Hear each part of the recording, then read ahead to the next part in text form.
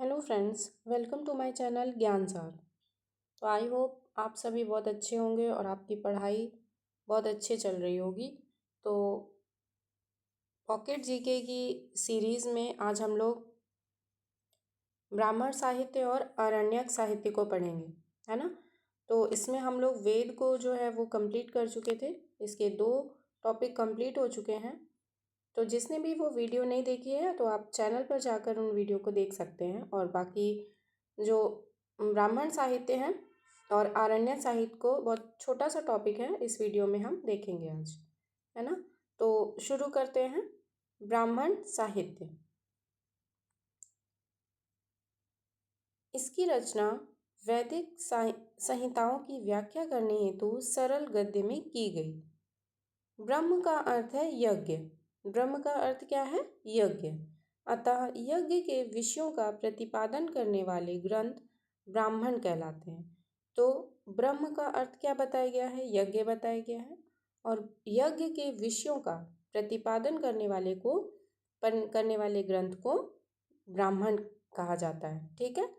ऐतरेय में राज्याभिषेक के नियम एवं प्राचीन राजाओं के नाम दिए गए हैं। तो ऐतरेय में क्या दिया गया है? राज्याभिषेक के नियम और प्राचीन राजाओं के नाम दिए गए। नेक्स्ट है शतपथ ब्राह्मण। शतपथ ब्राह्मण क्या है? यह यजुर्वेद का ब्राह्मण है। इसमें पुरुष मेघ का उल्लेख है। पुरुष मेघ में पुरुषों की बलि दी जाती थी। शतपथ ब्राह्मण के अनुसार राजा विदेह ऋषि गौतम रहुमण से संबंधित है। शतपथ ब्राह्मण के अनुसार क्या है? जो राजा विदेह हैं वो किससे संबंधित है? ऋषि गौतम रहुमण से। ठीक। इसमें गांधार, शल्य, कैकेय, कुरु, पांचाल, कौशल, विदेह आदि राजाओं के नाम का उल्लेख है। तो इसमें क्या है? इसमें गांधार, शल्य, कैकेय, कुरु, पांचाल, कौशल, विदेह आदि जो राजा हैं उनका उल्लेख इसमें शतपथ ब्राह्मण में। ठीक है। नीचे एक चार्ट बना हुआ है छोटा सा, उसको हम लोग देख लेंगे। तो वेद क्या है? ऋग्वेद। इसका उपनिषद क्या है? ऐत्रेय और कौशितिकी। ठीक। इसका उपवेद क्या है? इसका उपवेद है आयुर्वेद। इसका उपवेद क्या है? ऋग्वेद का उपवेद है आयुर्वेद। इसका ब्राह्मण ग्रंथ क्या है? ऐत्रेय और कौशिकी इसका ब्राह्मण ग्रंथ है। ठीक। तो इसको ये याद रखना है आपको, क्योंकि यहीं से क्या है क्वेश्चन पुटअप होते हैं। दूसरा क्या है वेद? यजुर्वेद।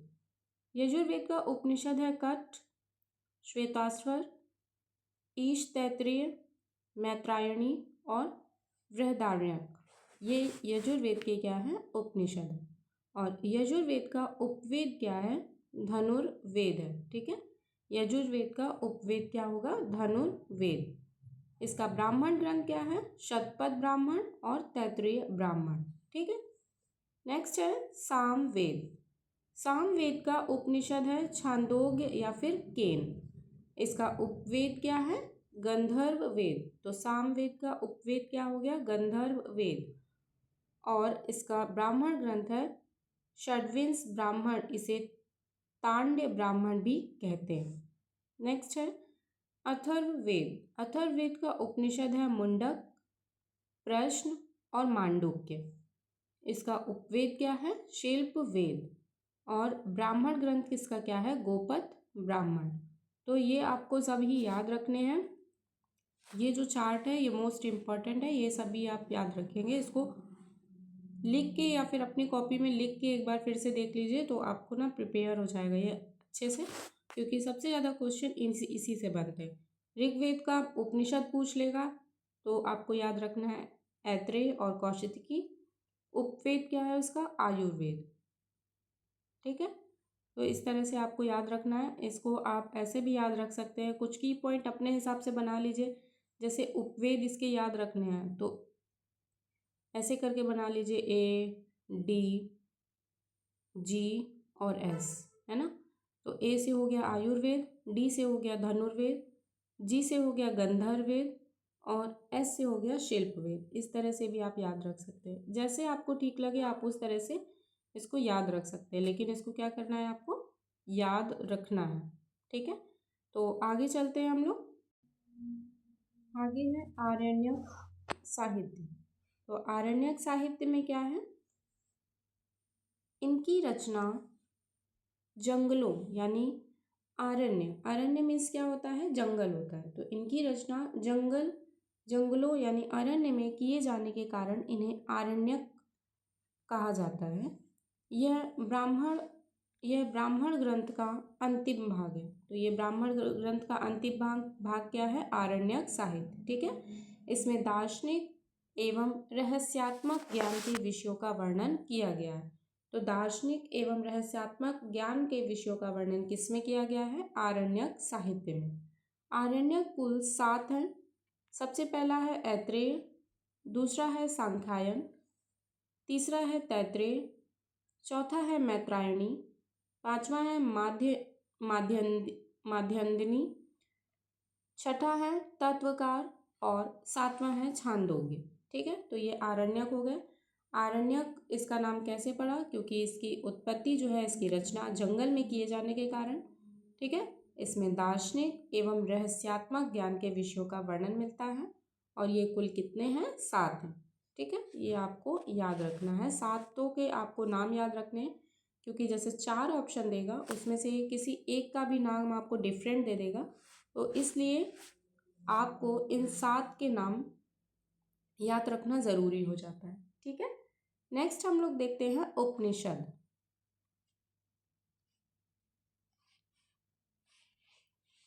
उपनिषद क्या होते हैं, शुरू करते हैं। उपनिषद का शाब्दिक अर्थ है उप समीप। उप का मतलब होता है समीप, नी का मतलब होता है निष्ठा पूर्वक और सत का मतलब होता है बैठना। तो निष्ठा पूर्वक समीप बैठना उपनिषद का मतलब हो गया, अर्थात दार्शनिक व रहस्यात्मक ज्ञान के लिए गुरु के समीप निष्ठापूर्वक बैठना। इसे वेदांत भी कहा जाता है, क्योंकि यह वेदों का अंतिम भाग है। इसे वेदांत क्यों कहा जाता है, क्योंकि यह वेदों का क्या है, अंतिम भाग है। इनका संबंध दर्शन शास्त्र, आत्मा, ब्रह्मा, ब्राह्मण, विज्ञान, नैतिकता की चर्चाएं से है। उपनिषद मुख्यतः ज्ञान मार्गी रचनाएं हैं, जिनकी कुल संख्या 108 है।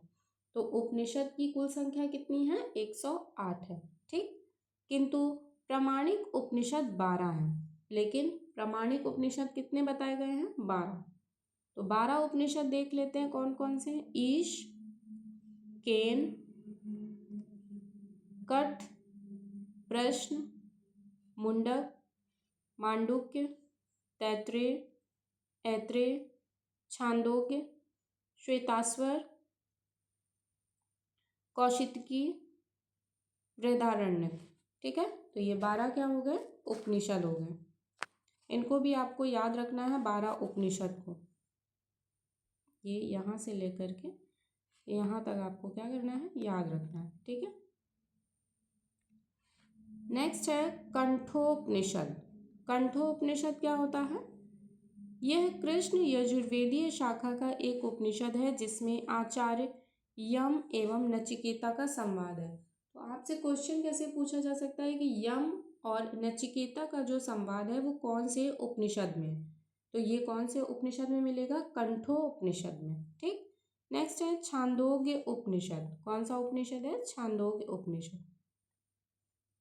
यह सामवेदीय छांदोग्य ब्राह्मण का औपनिषदिक भाग है। इसमें सत्यकाम जाबाल की कथा है, जो बिन ब्याही माँ होने के लांछन को चुनौती देती है।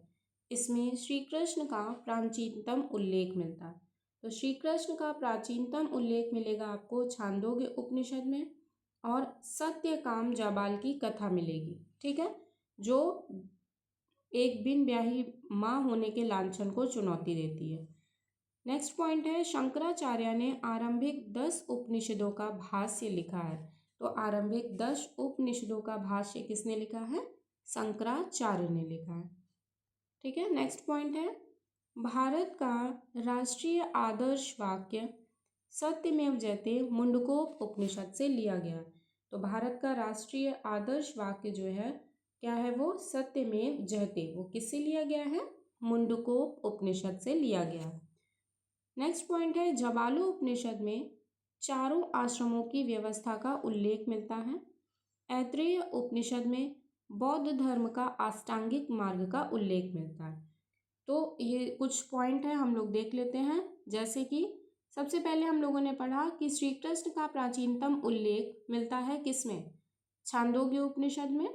दूसरा है, सत्यमेव जयते मुंडकोप उपनिषद से लिया गया है। तीसरा है, जवालो उपनिषद में 4 आश्रमों की व्यवस्था का उल्लेख मिलता है। और ऐत्रेय उपनिषद में बौद्ध धर्म का अष्टांगिक मार्ग का उल्लेख मिलता है। ठीक। नेक्स्ट पॉइंट है, निष्काम कर्म सिद्धांत का प्रथम प्रतिपादन इकोपनिषद में हुआ है। तो निष्काम कर्म का जो सिद्धांत का प्रथम प्रतिपादन है वो किस उपनिषद में है, ईशोपनिषद में है। ठीक है। नेक्स्ट है, बृहदारण्यक उपनिषद में अहम ब्रह्मास्मि पुनर्जन्म का सिद्धांत एवं याज्ञवल्क्य गार्गी संवाद का वर्णन है। तमसो माँ ज्योतिर्गमय इसी में विद्यमान एक मंत्र है। तो तमसो माँ ज्योतिर्गमय जो मंत्र है वो किस में है, बृहदारण्यक में। ठीक। सोम यज्ञ की स्तुति में गाया जाता है। श्वेताश्वतर उपनिषद का अर्थ सफेद घोड़ा है। तो श्वेताश्वतर जो उपनिषद है उसका अर्थ क्या है, सफेद घोड़ा।